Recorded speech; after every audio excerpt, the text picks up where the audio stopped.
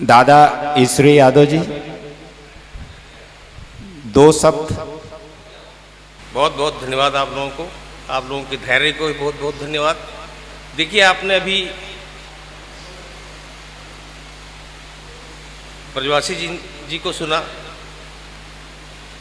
कितना मधुर, कितना प्यारा और कितना प्रभावी रहा ये। मैं शुरू से ये कहना चाह रहा था, या मेरे मन की ये अभिलाषा है कि सजल को धारदार बनाने के लिए बहुत आवश्यक है कि हम इसकी गेयता पर ध्यान दें ज़्यादा से ज़्यादा। हम मापनी पर लिखना चालू करें। मापनी में लय खराब होती नहीं है। देखिए, रामचरितमानस में कितने प्यारे प्यारे छंद हैं, जो मापनी के छंद हैं कितने मधुर लगते हैं। उनमें जो स्वर सारस्य है वो बड़ा प्यारा लगता है। श्री रामचंद्र कृपालु भजुमन हरण भव भय दारुणम, मापनी में है ये हरिगीतिका का। और इसी को आप चौपाई में आप कहेंगे, आगे चले बहुरी रघुराई ऋषि मूक पर्वत नियराई। इसमें वो सारस्य नहीं है, ये बिना मापनी का छंद है चौपाई का। तो हम कोशिश करें, आप उसमें देखिए, अतुलित बलधामम हैम शैलाभ देहम, मालिनी छंद, कितना प्यारा, स्वर की लहरियां उठती चलती हैं। जय हनुमान ज्ञान गुण सागर जय कपीस तिहुँ लोक, वो बात नहीं है इसमें। इसलिए मापनी वाली छंदों में आप अगर लिखें तो आपका लेखन सशक्त हो सकता है, ये पक्की बात है। इस बात की गारंटी दी जा सकती है। आपके पास भाव हैं, आपके पास शब्द हैं, बहुत बढ़िया लिख सकते हैं आप। और लय में ला के करिए। बहुत किताबें लिखा गई हैं, बहुत सारी पुस्तकें लिखे जा चुके हैं, उनकी समीक्षाएं, सजल की समीक्षाएं भी लिखी जा रही हैं। बहुत बहुत धन्यवाद डॉक्टर महेश दिवाकर को, बहुत बहुत धन्यवाद डॉक्टर अनिल गहलोत को, जिन्होंने एक अच्छी सशक्त विधा हिंदी के लिए तैयार की। पहले तो हम चल रहे थे गज़ल के कंधे पर हाथ रख करके, हमारी सजल चलती रही पहले, लेकिन अब पूरी तरह से सजल अपने रूप के साथ निरवलंब अपने ही घर में स्थित हो चुकी है। सम्मान के साथ हम सजल का नाम ले सकते हैं। मुझे बड़ा दुख लगता है कभी कभी यह जानकर कि बहुत सारे हमारे साथी हैं, विद्वत प्रवर साथी हैं, जो बहुत बढ़िया हिंदी लिखते हैं, हिंदी में सजलें लिखते हैं, लेकिन उसे प्रस्तुत करते हैं पत्रिकाओं में, किताबों में गज़ल के रूप में। कितनी घोर निंदाजनक बात है। हम उसे सजल के रूप में प्रस्तुत कर सकते हैं आराम से। मैं एक बात बताऊं, अगर एक बात बताता हूं, मेरा एक मित्र है गौहर जमाली, वो भाईजान बहुत मजाक करते हैं मेरे से। उन्होंने एक दिन कहा कि क्या बताएं, ये गज़ल की दुर्गति लोग करते चले जा रहे हैं। गज़ल से हज़ल बनाए, फिर गीतिका बनाए, फिर मुक्तिका बनाए, अब पूर्णिका बनाए, अब तो सजल का नाम दे करके गज़ल की नकल कर रहे हैं। मैंने कहा रुको रुको, लगा मुझको कि चारा मेरी ओर आ रहा है। मैंने कहा सुनो, सजल क्या है ये तुम जानते नहीं हो। गज़ल से बिल्कुल अलग है, एकदम अलग, एकदम स्वतंत्र विधा है ये।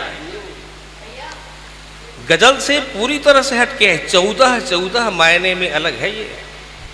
और कोई गज़ल वाला, आप गज़ल वाले हैं, आप सजल लिख करके बताओ आप इस मापदंड के आधार पर।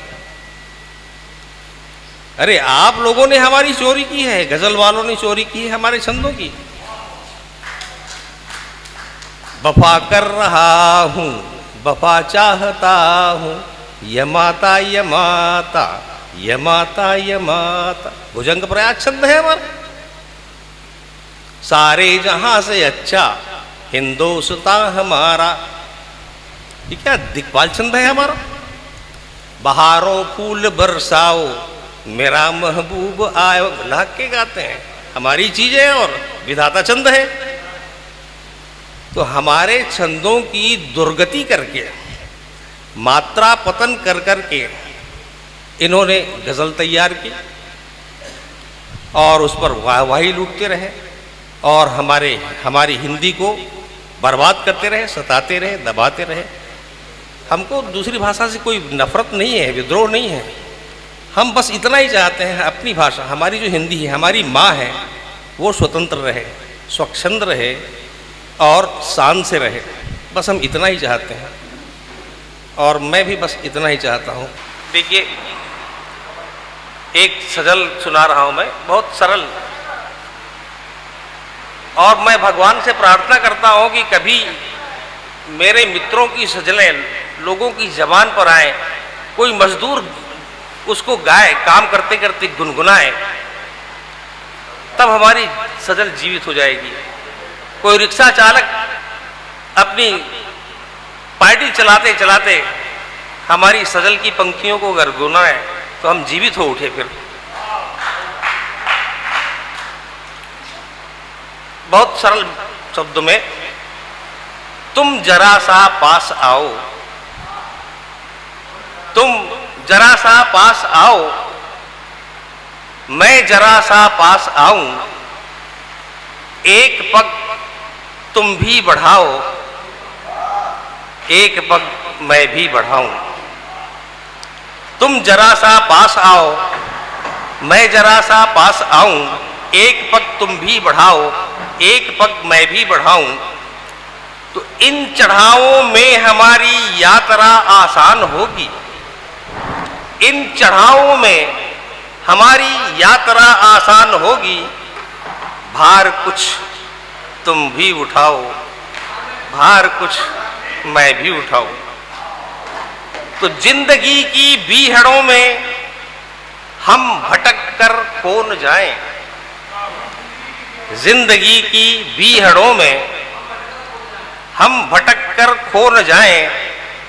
राह तुम मुझको दिखाओ, राह मैं तुमको दिखाऊं। और अगला पदिक, चार